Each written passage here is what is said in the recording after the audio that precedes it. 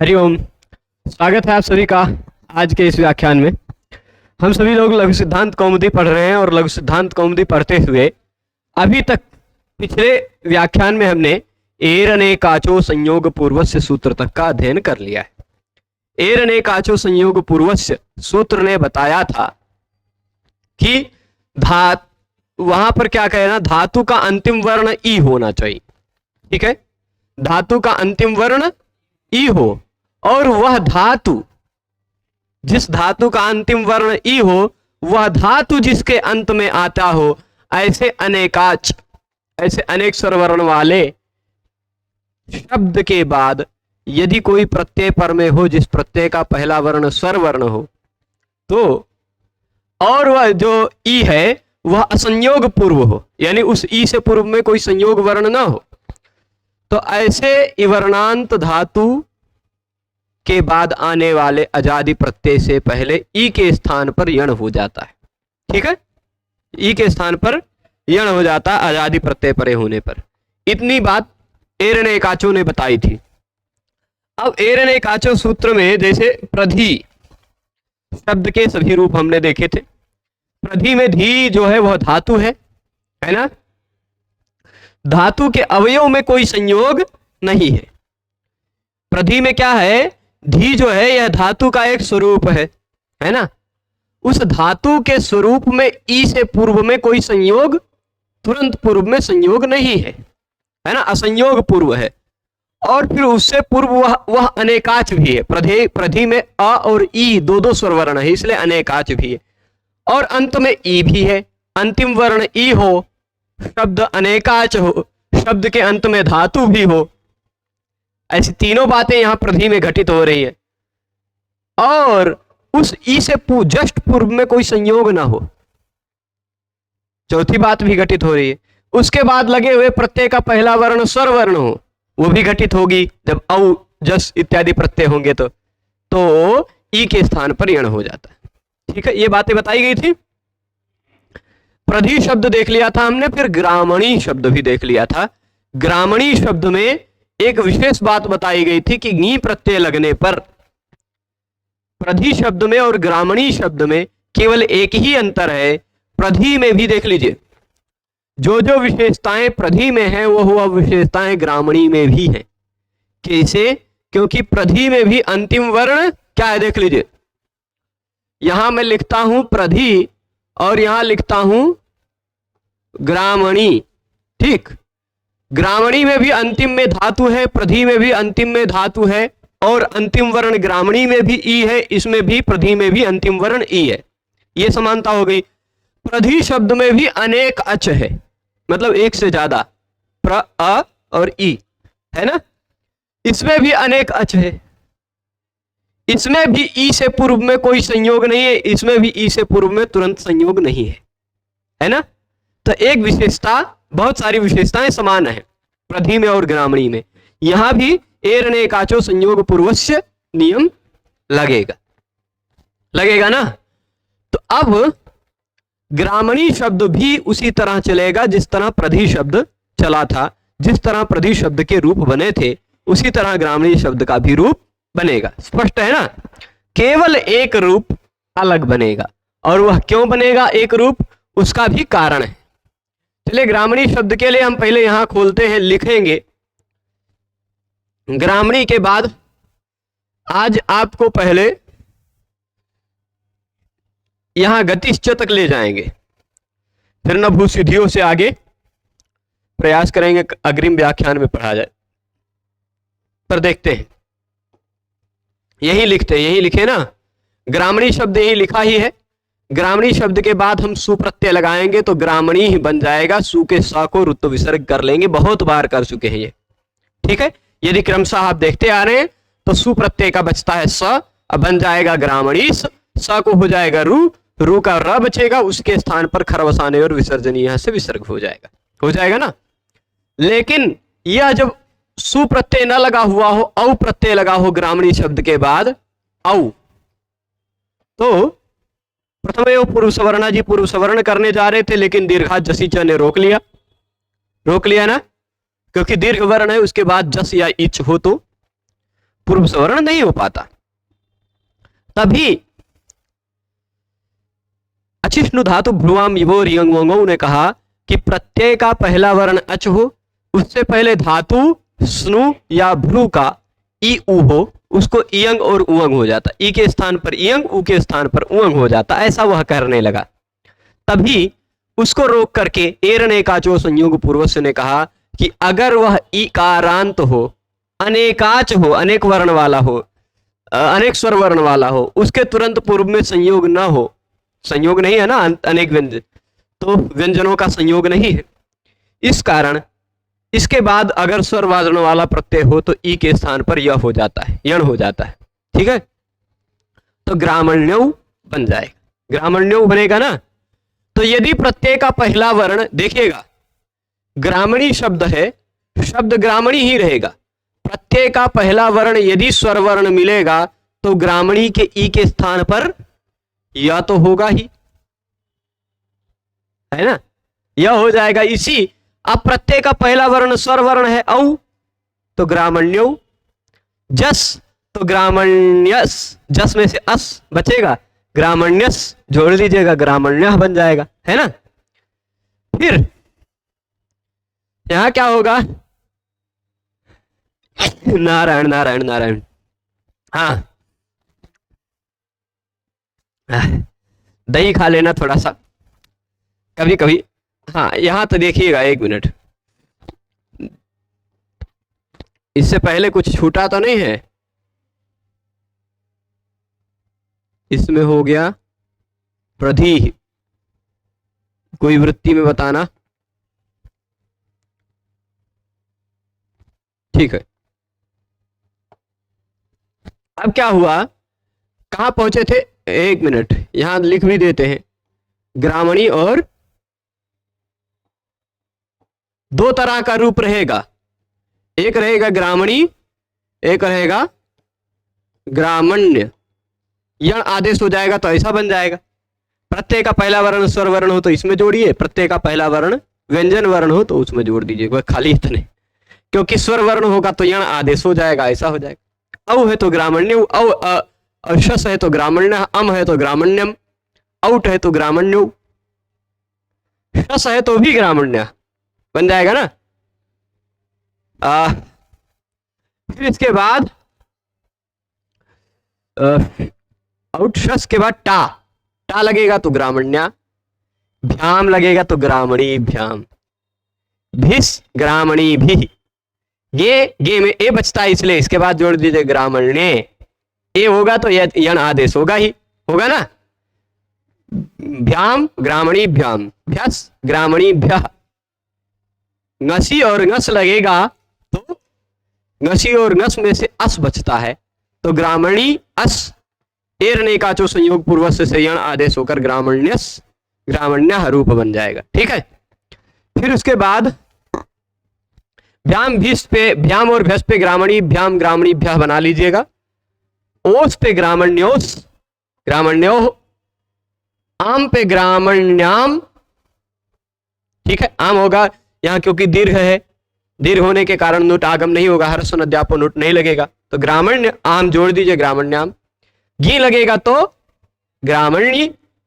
अच्छा यहां पर क्या होगा, यहां ज्ञ तो ग्रामण्याम, खाली यही एक नियम नया लगा, पूरा प्रधि के तरह चल रहा था। घी जब प्रत्यय लगेगा तो क्योंकि ग्रामणी शब्द में नी छिपा हुआ है, नी है ना, तो एक सूत्र आपने पढ़ा होगा, गे राम नद्याम नीभ्यः, वह कहता है नदी संज्ञक शब्द के बाद, किसके बाद, नदी संज्ञक शब्द के बाद आप प्रत्यय लगकर बने हुए शब्द के बाद तथा नी के बाद यदि गी आता हो, नी नी, अब नी मतलब चाहे वह ग्रामणी हो, चाहे जैसा शब्द हो जिसके अंत में नी दिखाई पड़ता हो, है ना। तो नी, णी प्रापणे वाला धातु नी, तो ग्राम णी है इसमें नी, तो नदी संज्ञक शब्द हो, चाहे आप प्रत्यय लगकर बना हुआ शब्द हो, चाहे नी जिसके अंत में आ रहा हो ऐसा शब्द हो, उसके बाद आने वाले गे के स्थान पर, गी के स्थान पर आम हो जाता है। तो इसके बाद जब गी लगेगा तो गी के जगह पे हो जाएगा आम। अब षष्ठी में जो आम लगा था तो जैसा रूप बना था यहां स्वर वर्ण हो जाएगा। आम का हो गया स्वर वर्ण, क्योंकि पहला वर्ण स्वर वर्ण है तो एरणे काचो से यण भी होगा, तो ग्रामण्याम गौतु ग्रामण्याम यह लिखा है। गी प्रत्यय लगेगा तो ग्रामण्याम रूप बनेगा, क्योंकि गी के स्थान पर आम हो जाएगा। ये राम नद्याम नेभ्यः, 3 प्रकार के शब्द के बाद देखिए सूत्र यही था ना, ये राम ने क्या कहा, गी के स्थान पर आम होगा। कब, नद्याम नेभ्यः, नदी संज्ञक शब्द या आप प्रत्यय लगकर बना हुआ शब्द या नी शब्द। अब भाई ग्रामणी में भी तो अंत में नी शब्द ही तो है, इसलिए इसके बाद आने वाले गे के स्थान पे आम हो गया, गी के स्थान पे हुआ आम, तो ग्रामण्याम बन गया। स्पष्ट है। अब फिर इसके बाद नी ओस लगेगा तो ग्रामण्यो, सुप लगेगा तो ग्रामणी शु। स को मूर्धन्य कर लीजिएगा खाली बस, क्योंकि प्रत्यय का पहला वर्ण व्यंजन है तो यण आदेश नहीं होगा, स्वर वर्ण होगा तो ही यण आदेश होगा। यह बात स्पष्ट है। ठीक है, इतनी बात स्पष्ट है। तो ये इस तरह से ग्रामणी शब्द हो गए। मैं स्पीड में इसलिए लेके चल रहा हूं क्योंकि ई अंत वाले कई शब्द हैं, ई अंत वाले कई शब्द हैं, सभी शब्द लगभग एक जैसे हैं, 1-2 जगह अंतर पड़ जा रहा है थोड़ा सा, बस वही नया शब्द बनाते हैं। ठीक है, नया तरीका हो जा रहा है। तो 1-2 जगह अंतर है, बाकी तो आप अभी स्त्रीलिंग में भी बहुत सारे शब्द बनाएंगे उसी तरह। ठीक है, स्पष्ट है इतना। तो अब आगे चलते हैं हम। तो आगे देखिएगा, यहां क्या है कि अगला शब्द क्या है, नी। शब्द कौन सा है? अब इस शब्द को लेते हैं। आप कहेंगे भाई ग्रामणी और नी में अंतर क्या है? ग्रामणी में भी अंत में नी था, नी शब्द में भी नी है ना। अब आप कहेंगे वहां ना था यहां ना है, इतना अंतर है, पर शब्द तो मूल रूप में नी ही है ना। वहां ग्राम में र दिखाई पड़ रहा था, इस कारण से ना की जगह पे णा हो गया था, है ना। परंतु यहां ऐसा कुछ है नहीं, इसे ना के जगह पे णा नहीं हो पाया, पर ना तो है। तो इसके बाद आप लगाइए सु प्रत्यय। सु प्रत्यय लगेगा, सु का बचेगा स को उसको रुत तो विसर्ग कर लीजिएगा, बन जाएगा नी। इस तरह वाला बन जाएगा ना। सु प्रत्यय लगने पर ऐसे ही तो बनेगा कि कुछ दूसरा बनेगा? यही तो बनेगा ना प्रभु। तो अब सु के बाद लगाते हैं हम औ। किसकी बारी आई? चलिए, नी औ। यहां पर सबसे पहले आपकी बुद्धि के अनुसार यहां सबसे पहले कौन सा सूत्र लगेगा? इको यणाची लगने लगेगा ना। आपके सबसे पहले लगने लगेगा इको यणाची। तो इको यणाची ने कहा कि यण कर डालो, लेकिन उसको रोक करके ये प्रथमयो पूर्व सवर्ण करने लगे, है ना। प्रथमयो पूर्व सवर्ण जी पूर्व सवर्ण करने लगे, और फिर वह पूर्व सवर्ण भी नहीं हो पाया। दीर्घा जसीच ने कहा कि दीर्घ वर्ण के बाद जस हो या इच हो तो पूर्व सवर्ण दीर्घ नहीं हो पाता, उसने रोक लिया। फिर आया अचिष्णु धातु भ्रुवाम योर यंग वंगौ। उसने क्या कहा था? धातु हो, नी धातु के बाद कोई प्रत्यय लगकर नी बन गया है, वही है, खाली धातु बचा है, पर प्रातिपदिक बन गया है कृतद्धित समासाश्च से कृदंत होने के कारण। ठीक है, तो नी औ। यहां जो नी है ये धातु है, भले प्रातिपदिक बन गया पर है तो धातु। उसके बाद लगे हुए प्रत्यय का पहला वर्ण अच है। तो अचिष्णु धातु भ्रुवाम विभोर यंगो क्या कहता था वो मैं बता चुका हूं। प्रत्यय का पहला वर्ण अच हो, उससे पहले स्नु का या धातु का या भ्रू का ई या उ हो, तो यह धातु का ई है। यहां पर धातु का ई है कि नहीं? नी धातु में ई है। प्रत्यय का पहला वर्ण अच हो, उससे पहले धातु का, स्नु का या भ्रू का ई या उ हो, ई हो या उ हो, तो इस ई के स्थान पर इयंग उ होता तो उसके स्थान पर उअंग हो जाता। ऐसा कहा कि नहीं? अचिष्णु धातु भ्रुवाम और यंग। अब बताइए यहां एर ने काचो उसको रोक पाएगा क्या? क्यों? इसमें एक अच है ना। ग्रामणी था तो उसमें अनेक अच हो गया था, पर नी है तो एक ही अच है ना। ग्रामणी शब्द में ग के बाद र के बाद आ था, म के बाद भी अ था, णी के बाद न के बाद ई था, तो 3 स्वरवर्ण हो गए थे, वहां अनेकाच था। प्रधि भी अनेकाच था, पर ये धातु तो है पर अनेकाच नहीं है, ये एक आच है, एक वर्ण वाला, एक अच वर्ण वाला है ना। इसलिए एर ने काचो संयोग पूर्वस्य इसको रोक नहीं पाएगा, यण वह नहीं कर पाएगा यहां पर। तो क्या हो जाएगा? यंग ई के स्थान पर अचिष्णु धातु भ्रुवाम योर यंग वंगो, इस सूत्र से ई के स्थान पर हो जाएगा इयंग। अच्छा, यह इयंग अनेक वर्ण वाला है, इसलिए अनेकादशित सर्वस्व से पूरे के स्थान पर करने जा रहे थे, लेकिन तभी सूत्र में ही सीधे निर्देश है योह, ई उ को स्थान पर होगा, ई उ के स्थान पर होगा, सूत्र ने ही निर्देश कर दिया। और ङिच, ङित होने के कारण भी ग की संज्ञा हुई है इसमें, इयंग में उंग में, दोनों में ग की संज्ञा, इसलिए ङिच के कारण वह अंतिम वर्ण के स्थान पर ही आएगा। तो नी धातु में जो अंतिम वर्ण ई है, नी में जो अंतिम वर्ण ई है, उसके स्थान पर हो जाएगा इयंग।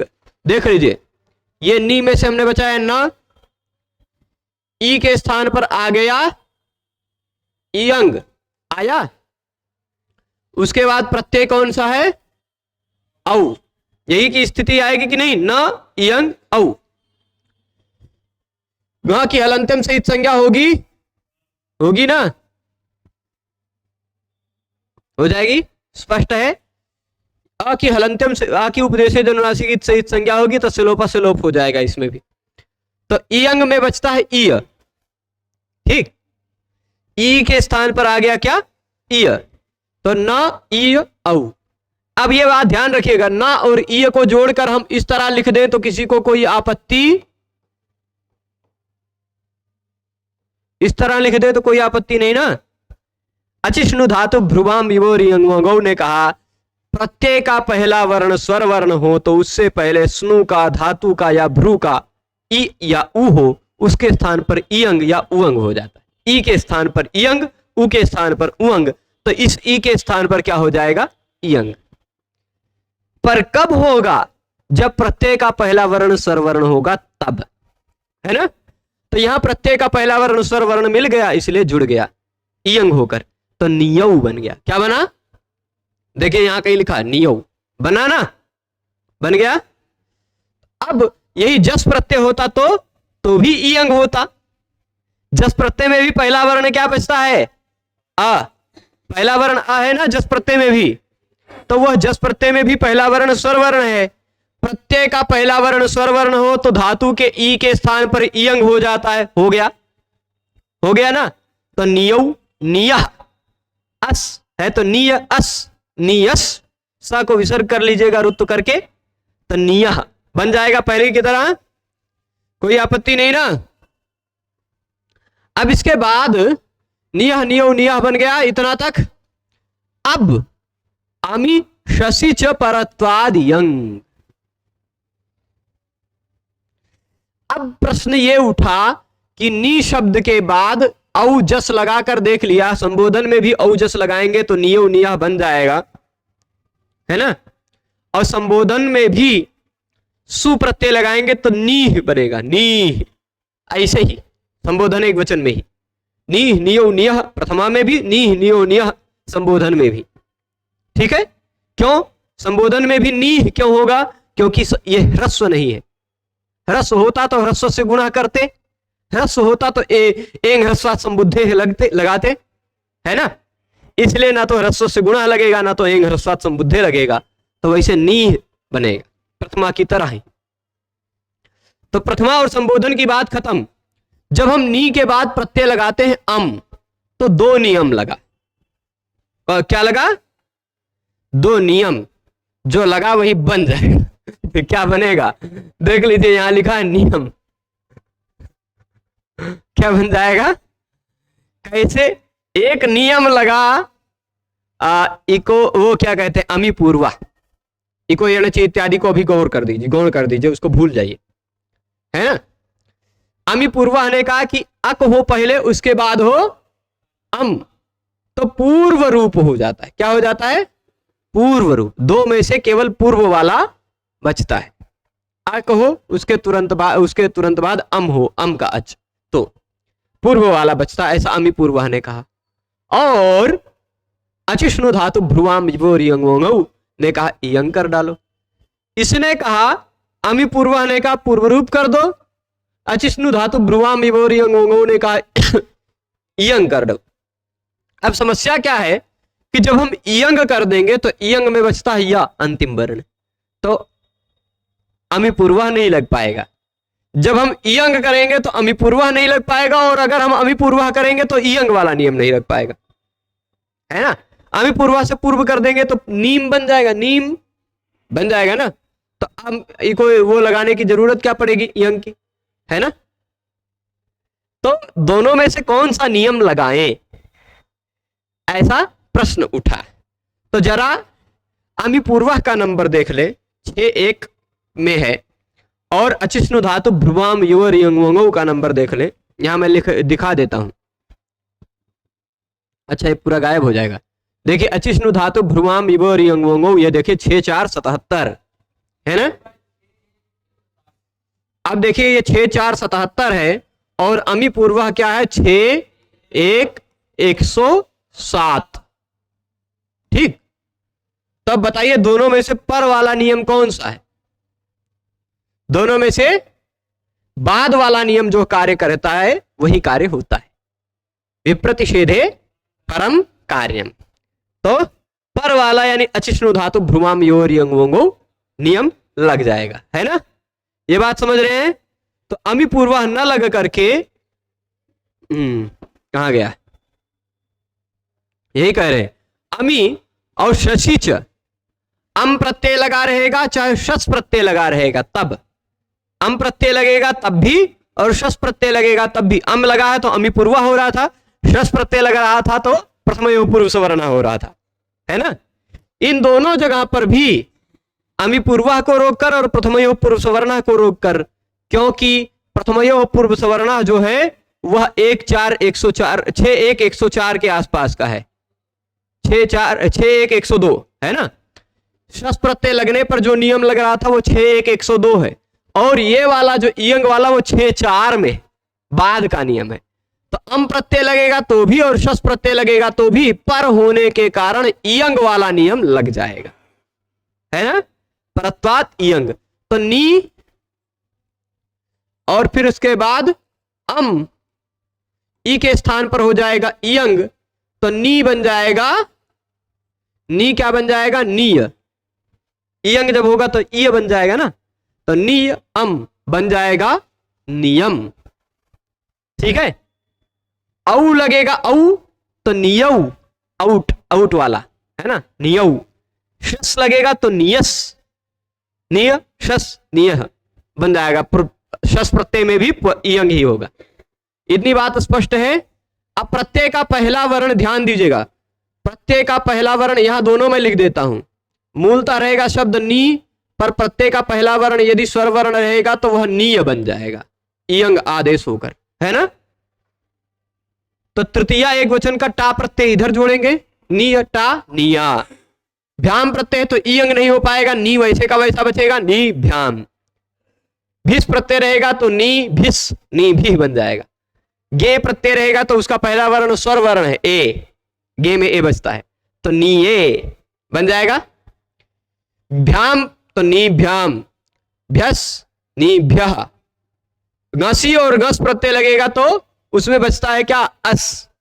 प्रत्यय का पहला वर्ण स्वर वर्ण है तो इयंग हो जाएगा, तो नियंग, निय अस, निय अस, नियः बन जाएगा। भ्याम भ्यस में निभ्याम निभ्यः, ओस प्रत्यय लगेगा। घस के बाद बारी किसकी आई? ओस। ओस प्रत्यय जब लगा तो निय ओस, नियोस, नियोह बन जाएगा। आसान है पूरा, पहले से सीरियल से देखते आ रहे हैं तो यह आसान है। फिर इसके बाद नियोह तक पहुंच जाएंगे सभी लोग, कोई प्रश्न नहीं ना। फिर आम प्रत्यय लगा तो निय, आम, नी, आम। नी तो ह्रस्व नहीं है, नदी संज्ञक नहीं है, तो ह्रस्व नद्यापनुट नहीं होगा, नहीं होगा ना, तो नियाम वहां भी बनेगा। निय आम जोड़ दीजिए, नियाम बन जाएगा। और फिर गे प्रत्यय लगा, गी, गी, नी के बाद गी लगा है, ये ह्रस्व वाला गी, ठीक। गी में से बचा ई, गे राम नद्याम नीभ्यः। नदी संज्ञक शब्द, आप प्रत्ययांत शब्द और नी शब्द के बाद आने वाले गी के स्थान पर आम हो जाता है। तो गी प्रत्यय जो सप्तमी एकवचन है उसके स्थान पर भी आम हो गया। षष्ठी बहुवचन में भी आम, सप्तमी एकवचन में भी आम। तो षष्ठी बहुवचन में भी नियाम, सप्तमी एकवचन में भी नियाम। स्पष्ट है? तो यहां देख लीजिए, ये राम सूत्र शॉर्टकट में लिख दिया, बन जाएगा नियाम। ठीक है, नियाम तक पहुंच गए। अब फिर इसके बाद नियौ, नियोह, नियोह षष्ठी होगा, सप्तमी का ओस लगाएंगे तो नियोह, और सप्तमी का बहुवचन का सुप प्रत्यय लगाएंगे तो नी सु, स को दंत स को मूर्धन्य श कर देंगे तो नीशु। आदेश प्रत्यय योह नियम लगाकर हो जाएगा, कोई आपत्ति? नीशु तक पहुंच गए। अब यहां प्रश्न उठा रहे हैं असंयोग पूर्वस्य किम। सूत्र में क्या कहा गया था? एर अनेकाचो संयोग पूर्वस्य, कहा गया था ना कि वह धातु हो इवर्णांत। धातु कैसा हो? इवर्णांत, यानी धातु का अंतिम वर्ण ई दिखाई पड़ रहा हो। क्या दिखाई पड़ रहा हो? ई। और वह अनेकाच हो, अनेकाच हो कि नहीं, और उसमें संयोग पूर्व में ना हो, ई से तुरंत पूर्व में संयोग ना हो, असंयोग पूर्व हो, तो ऐसे इवर्णांत धातु के ई के स्थान पर यण हो जाता है अजादि प्रत्यय परे रहने पर। ठीक है, तो अब देखिएगा, सूत्र में यदि असंयोग पूर्व से न लिखते तो एरने काचो सूत्र रहता है ना। सूत्र कितने रहता? एरने काच, खाली इतने सूत्र रहता, एरने काच। तो क्या होता? अनेकाच सभी इकारांत धातुओं को यण होने लग जाता। तो जैसे शब्द लेते हैं, शब्द लेते हैं कौन? सुश्री, शोभना, श्री, यस्य, सह, सुश्री। ये कोई स्त्रीलिंग शब्द नहीं, पुल्लिंग है। अब आजकल महिलाओं के नहीं, जो अविवाहित हैं ऐसों के नाम के आगे लगाते हैं सुश्री, है ना, सुश्री। तो ये वो अलग विषय, वो अलग है। पर संस्कृत में शोभन, सुंदर, शोभा जिसकी है उसको कहा जाता है सुश्री। ठीक है, अब ये सुश्री है ना। कोई लोग इसको ससुरी मत समझ लीजिएगा। तो सुश्री, कुछ लोग इसे मुस्कुराते हुए देख रहे थे इसलिए हम कहे। तो सुश्री, सुश्री है। इसके बाद प्रत्यय लगेगा सु, तो सु लगने पर सु का स बचेगा, उसका विसर्ग हो जाएगा। यहां तक पहुंच गए। अच्छा, सुश्री शब्द और यवक्री शब्द दोनों को एक साथ लेके चलें, जिससे सथम खत्म हो जाए, है ना। साथ में लेके चले, चलिए साथ में लेके चलने के लिए यहां चलना पड़ेगा। नो, शब्द कौन से हैं? दो। एक शब्द है सुश्री और दूसरा शब्द है यवक्री। यवक्री का तात्पर्य क्या होता है? जो जौ खरीदता है, जौ खरीदने वाला व्यक्ति है यवक्री। ठीक, और जिसके पास सुंदर श्री है वह सुश्री, शोभनस, अब वो इसे भी लेना चाहो तो ले सकते हैं अर्थ, पर शोभा अर्थ, श्री का अर्थ शोभा लिया जाता है, लक्ष्मी ले, ठीक है। नहीं वो ऐसा उसके उसमें फिर दूसरा समास कर देंगे हम, कर्मधारय कर डालेंगे, यहाँ बहुब्रीहि है, पुल्लिंग है ना ये शब्द, हम पुल्लिंग प्रकरण पढ़ रहे हैं, स्त्रीलिंग भी बनेगा, बिल्कुल सुश्री बनेगा। तो यहां तक पहुंच गए, समझिए इन दोनों शब्दों में, और इससे पहले जो हम एक शब्द पढ़ चुके हैं प्रधि, जरा उसको यहां रखते हैं, अंतर तो ध्यान से देख लीजिए। हाँ बोल क्या अंतर दिख गया? हाँ अंतर दिखा क्या? देखिए ये तीनों इवर्णांत है, तीनों इवर्णांत है, तो ए काचो वाला नियम थोड़ा थोड़ा लगने लगा कि हाँ लगेगा, इवर्णांत है ना, प्रधि में अगर लगा था यण करने के लिए तो ऐसा आपको लगेगा सुश्री और ये वक्री में भी लग जाना चाहिए। अच्छा ये प्रधि भी अनेकाच है, प्रधि भी क्या है? अनेक स्वरवर्ण है कि नहीं? प्रधि में, सुश्री में भी अनेक स्वरवर्ण है और ये वक्री में भी अनेक स्वरवर्ण है। एक समानता हुई पर दो समानता होगी, पर दिक्कत क्या है कि प्रधि में ई से पूर्व में संयोग नहीं था, असंयोग पूर्व था। प्रधि कैसा था? प्रधि का ई असंयोग पूर्व था, पर सुश्री में ये जो ई है ना, इस यू से तुरंत पूर्व में स और र का संयोग है ना, ये बात स्पष्ट है। ये वक्री में जो ई है उसमें क और र का संयोग है, ठीक बना? ठीक है, तो अंतर क्या हुआ? अगर सूत्र में असंयोग पूर्व से न कहा जाता, सूत्र में क्या ना कहा जाता? असंयोग पूर्व से न कहा जाता, तो यहां सभी अण होने लग जाता है ना, क्योंकि ये संयोग पूर्व में है। इसके सूत्र तो जिसके पूर्व में संयोग हो ऐसे का निषेध कर दिया है सूत्र ने। सूत्र ने क्या कहा है? असंयोग पूर्वस्य, असंयोग पूर्वस्य। यह ई असंयोग पूर्व है, ध्यान दीजिएगा यहां पर, यह ई जो है यह असंयोग पूर्व है। इस ई से पहले कोई संयोग नहीं है, पर इस ई से पहले संयोग है, श और र का तुरंत पहले संयोग है, इस ई से पहले क और र का संयोग है। तो इस प्रधि में और इन दोनों में यही अंतर है। सूत्र ने क्या कहा है? असंयोग पूर्वस्य, संयोग पूर्व में रहेगा तो यण नहीं होगा, संयोग पूर्व में नहीं रहेगा तो ही यण होगा, असंयोग पूर्व रहने पर ही यण होगा।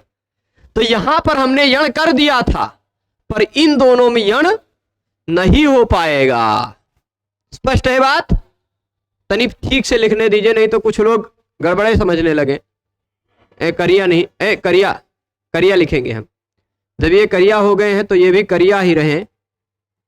यव क्री, सुप्रत्यय लगाएंगे तो सुश्री यवक्री, विसर्ग लगा लीजिएगा, कोनो अंतर विशेष बात नहीं आएगी। ठीक है, जब हम औ प्रत्यय लगाएंगे तब का होगा? कौन सा प्रत्यय? औ। यहां भी लगाएंगे औ।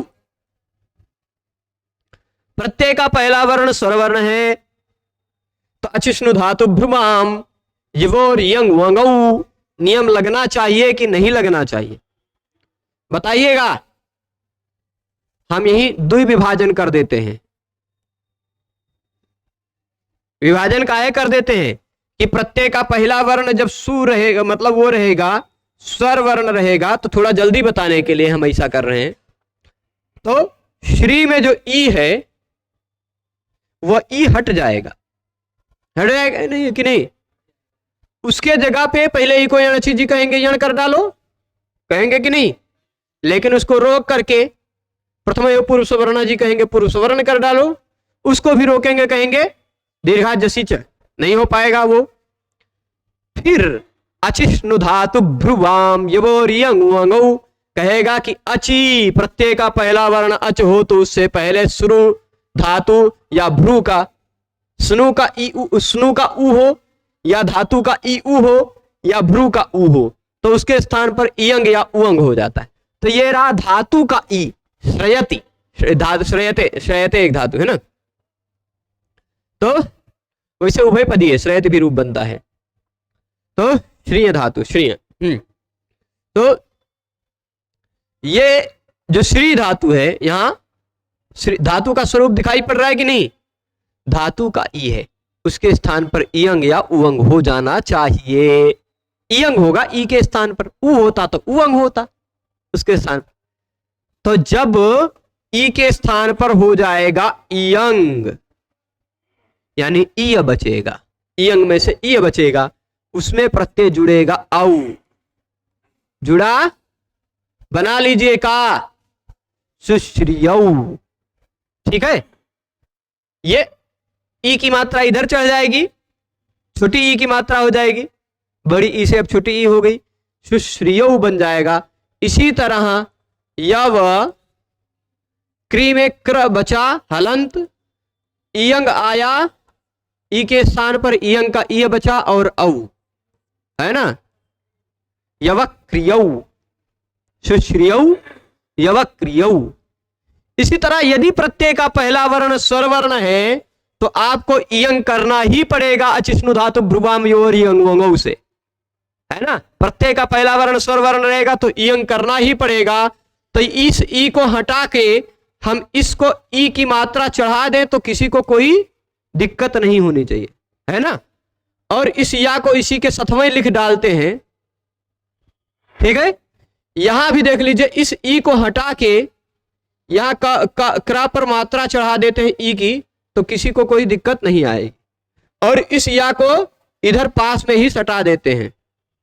ठीक, प्रत्यय का पहला वर्ण स्वर वर्ण रहेगा तो यवक्रिय बन जाएगा, सुश्री सुश्रिय बन जाएगा। एर ने का जो संयोग पूर्व से यण नहीं कर पाएगा क्योंकि इसके पूर्व में संयोग है। एर ने का जो संयोग पूर्व से तब लगता है जब पूर्व में संयोग न हो तब, है ना? यहां ई के पूर्व में संयोग है स और रा का, यहां ई से पूर्व में संयोग है क और रा का। ठीक है, बात समझ रहे हैं? तो अब सुश्रियो यवक्रियो बना, जस प्रत्यय लगाई। प्रत्यय का पहला वर्ण देखिए, स्वर वर्ण वाले प्रत्ययों की लिस्ट यहां नीचे लिख देते हैं। एक मिनट, स्वर वर्ण वाले प्रत्ययों की लिस्ट, औ के बाद प्रत्यय लगेगा जस, अम, आउट, है ना? शस, शस में भी अस ही बचता है। टा यहां से आगे लिखते चलते हैं, टा, भ्याम भिस तो रहेगा नहीं, भ्याम भिस इधर आ जाएगा, भ्याम यहां आएगा, भिस भी यहीं आएगा, गे, गे इधर नहीं आएगा, गे में क्योंकि बचता है ए तो गे आ जाएगा इधर। भ्याम भिस, भ्याम और भ्यस, भ्याम फिर से आएगा तीनों बार, भ्यस यहीं आएगा 2 बार, है ना? चतुर्थी और पंचमी का भ्यस। फिर उसके बाद गसी और गस, पंचमी षष्ठी का इधर आ जाएगा क्योंकि गसी गस में अस बचता है। ओस, आम, गी, फिर इसके बाद और 2 बरते, ओस एक का ही बचा है ना, ओस तो लिख ही डालते हैं। ओस वैसे दोनों बार आ जाएगा तो दोबारा लिखने की जरूरत नहीं है ना? और इधर प्रत्यय रहेगा सुप। तो प्रत्यय का पहला वर्ण व्यंजन है, उस प्रत्यय को आप सुश्री या यवक्री से वैसे के वैसे जोड़ दो। और प्रत्यय का पहला वर्ण स्वर वर्ण है तो उसको अचिष्णु धातु भ्रुवाम यंग से इयंग कर डाली। सुश्री के ई को इयंग करके सुश्रिय, यवक्री के ई को इयंग करके यवक्रिय बना लेंगे। ठीक, तो सुश्रिय, सुश्रियम, सुश्रियौ, ये आउट है, सुश्रियौ, सुश्रिय, शस जोड़िएगा अस, सुश्रिया, टा का आ, सुश्रिये, ए, ने का ए जुड़ेगा, सुश्रिय, फिर सुश्रिय, सुश्रियो, सुश्रियाम, है ना? सुश्रियाम और सुश्री, सुश्री जी, नी का ई जुड़ जाएगा उसमें। इधर ये ऐसे ही क्या होगा, यवक्रियौ, यवक्रिय, यवक्रियम, यवक्रियौ, यवक्रिय, यवक्रिया, यवक्रिये, यवक्रिय, यवक्रिय, यवक्रियो, यवक्रियाम, यवक्रियी।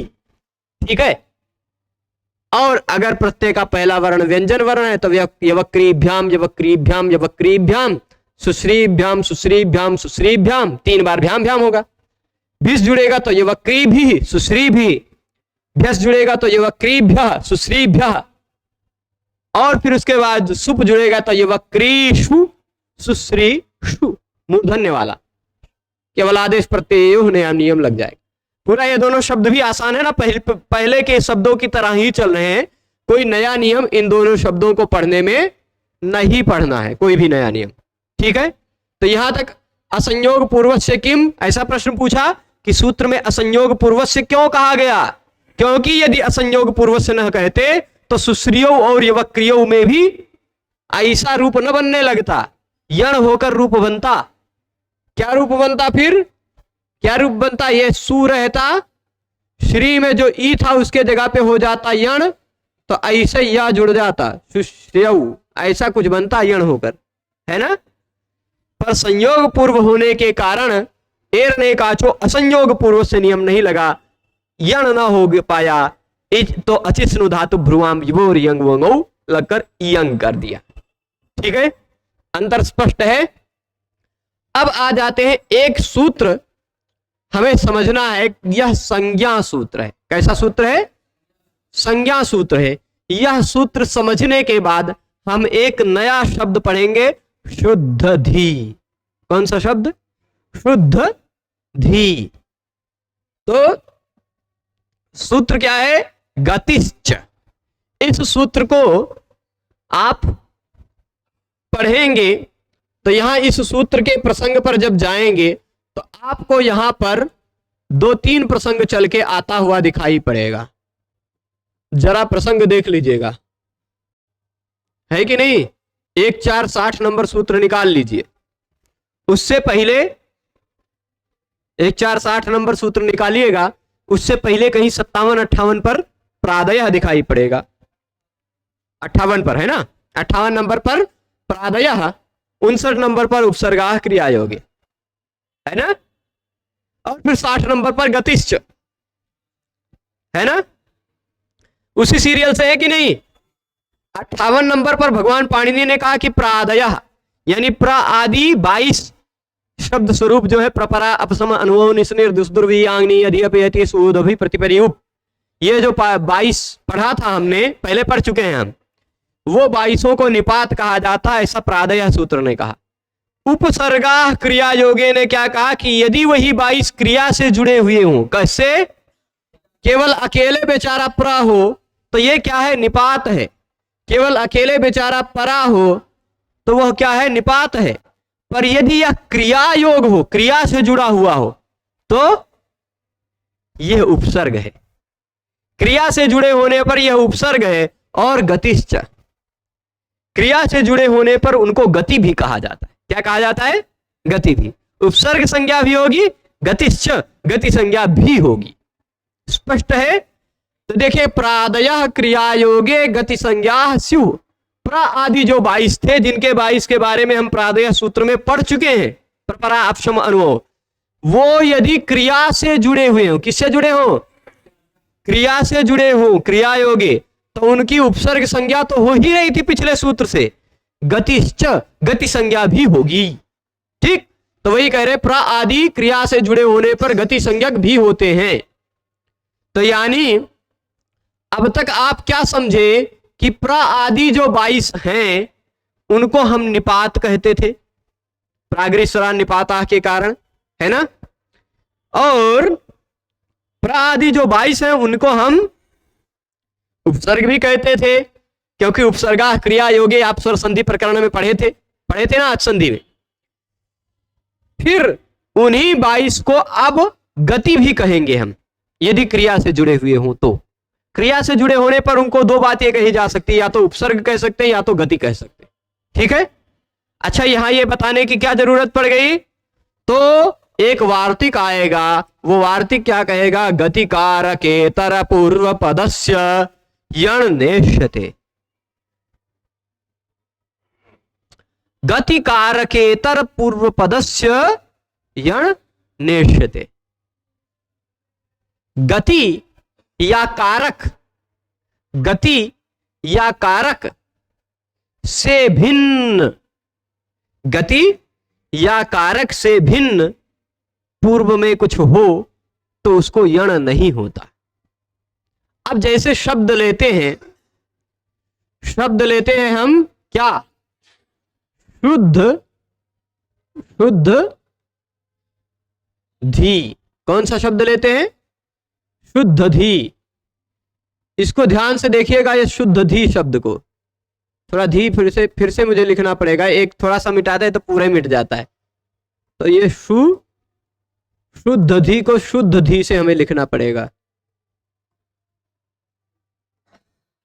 जरा इस शब्द को ध्यान से पढ़िएगा, शुद्ध धी से पढ़िएगा, ठीक है। कैसे पढ़िएगा, शुद्ध धी से, मतलब एकाग्र बुद्धि से, शुद्ध बुद्धि।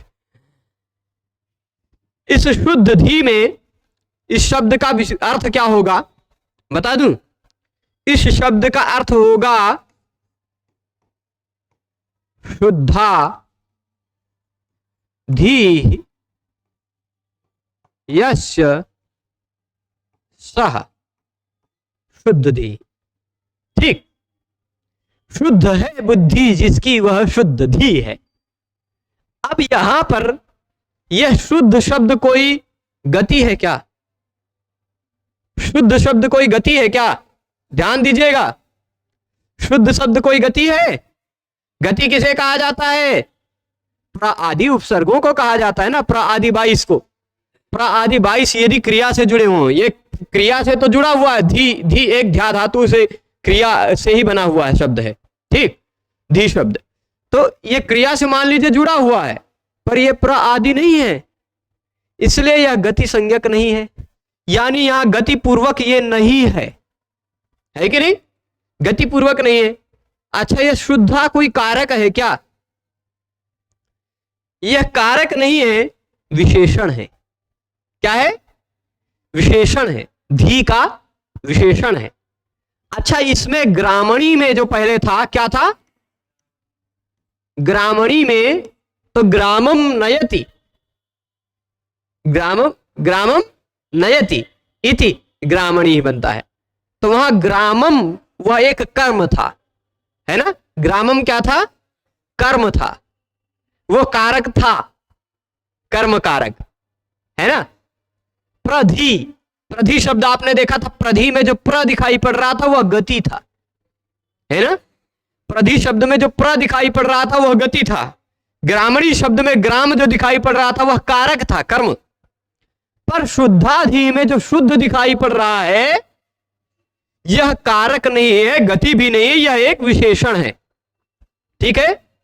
तो गति कारक इतर, गति और कारक से इतर है कि नहीं, गति और कारक से इतर हो अगर पूर्व पद, क्या हो, पूर्व पद जो है, पूर्व पद ना तो गति हो, पूर्व पद ना तो कारक हो, क्या, ध्यान से सुनिएगा, पूर्व पद यानी शुद्ध शब्द ना तो गति हो ना तो कारक हो, गति और कारक से इतर हो पूर्व पद, तो यण नेष्यते, यण नहीं हो पाता, ऐसा वार्तिक निकल के आ गया। तो अब शुद्ध धी शब्द से सु प्रत्यय लगाएंगे तो शुद्ध धी बन जाएगा प्रधि की तरह, है ना। आपको लगेगा कि शुद्ध धी भी प्रधि की तरह ही है कि नहीं भाई। शुद्ध धी में और प्रधि में अंतर क्या, ये भी इवर्णांत, ये भी इवर्णांत, ये भी धात्वंत, ये भी धात्वंत, इसके भी अंत में धातु, इसके भी अंत में धातु, ये भी अनेकाच, ये भी अनेकाच, ये भी असंयोग पूर्व, ये भी असंयोग पूर्व, है कि नहीं।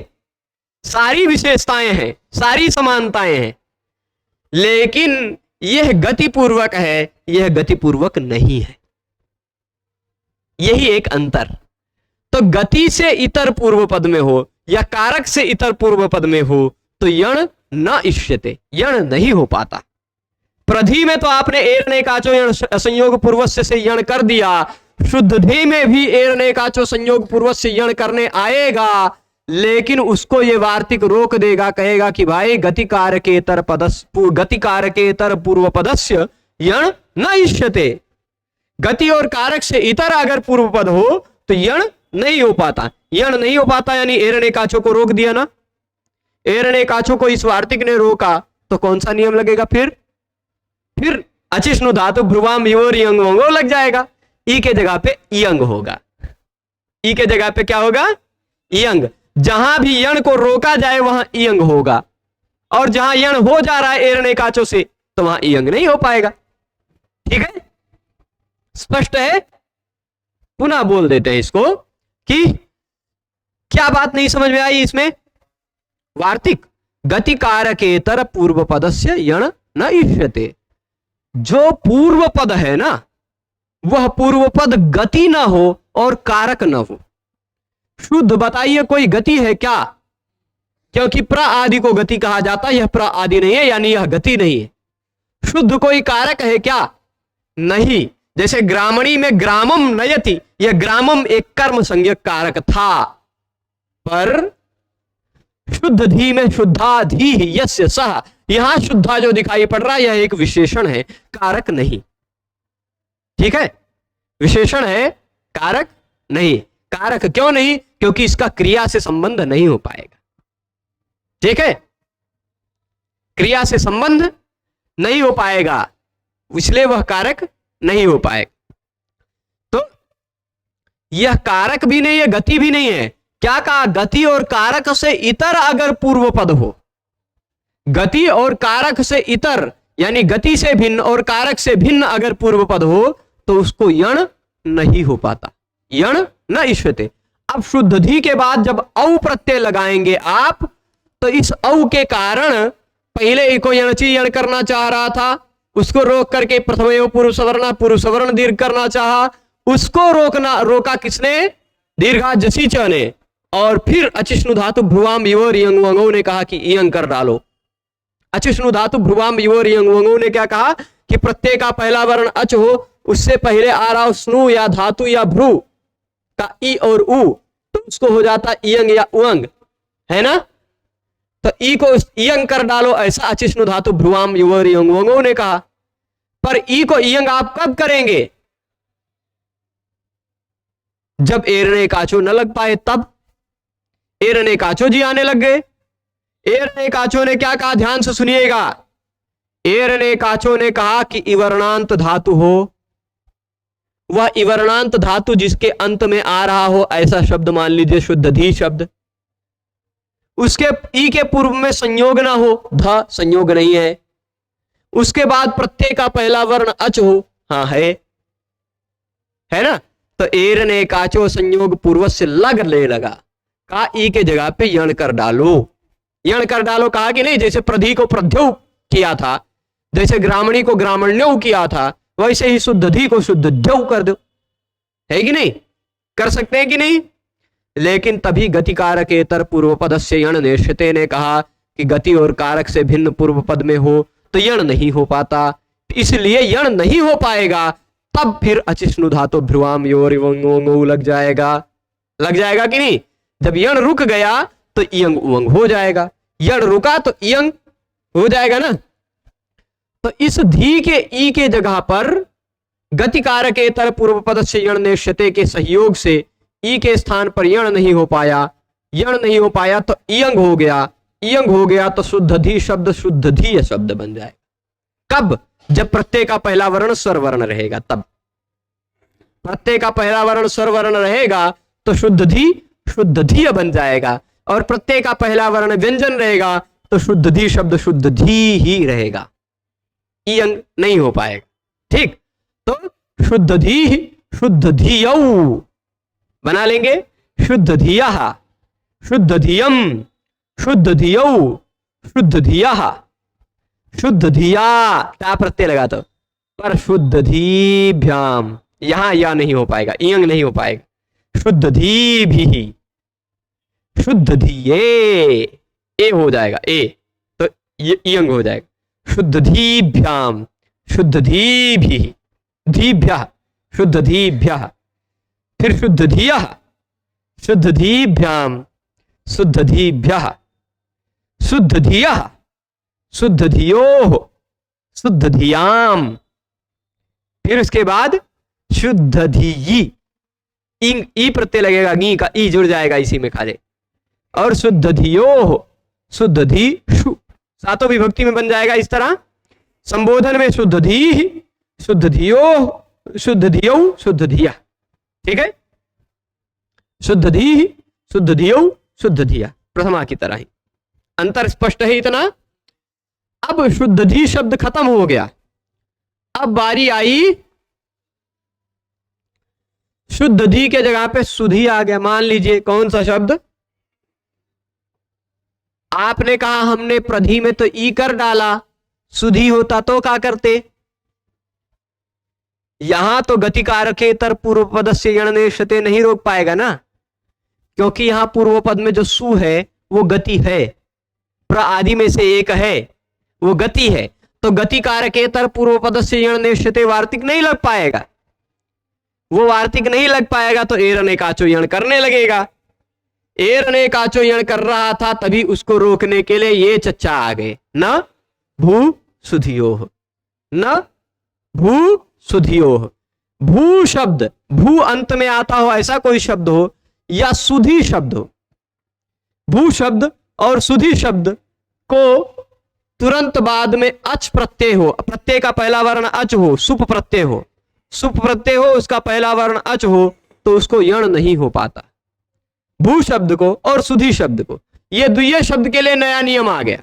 ठीक है, ये इन दोनों शब्दों के लिए जो नया नियम आया है, इसको नए क्लास में पढ़ेंगे। ठीक है, न भू सुधियोह को।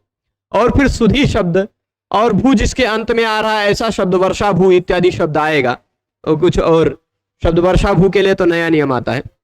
फिर ई वाला शब्द खत्म हो जाएगा, ई वाला शब्द खत्म हो जाएगा, फिर री वाला शब्द आएगा, हो सकता ऊ वाला पहले शब्द आएगा, क्रोष्टु शब्द। ठीक है, अभी आज यही रोकते हैं। सभी को इस पूरे व्याख्यान में जुड़े रहने के लिए बहुत बहुत धन्यवाद। नमो नमः।